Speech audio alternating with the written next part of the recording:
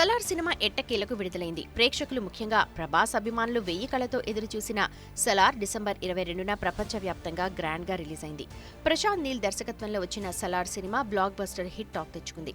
విడుదలైన అన్ని ఏరియాల్లో అభిమానులు సందడి చేస్తున్నారు.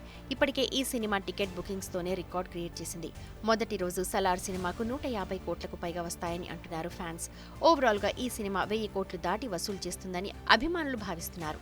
ఈ క్రమంలో ఈ మూవీ ఓటీటీకి సంబంధించిన న్యూస్ అందర్నీ షాక్ అయ్యేలా చేస్తోంది.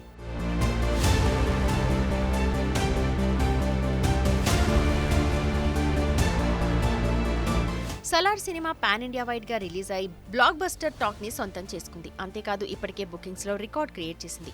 అలాగే ఇప్పుడు డిజిటల్ రైట్స్ లోనూ రికార్డ్ క్రియేట్ చేసింది. ప్రముఖ ఓటీటీ సంస్థ Netflix Salaar cinema digital rights ను సొంతం చేసుకుందని తెలుస్తోంది. ఈ సినిమా నాన్ థియేట్రికల్ రైట్స్ అంటే శాటిలైట్, డిజిటల్, ఆడియో ఈ మూడింటి హక్కులు దాదాపు 350 కోట్లకు అమ్ముడుపోయాయని తెలుస్తోంది.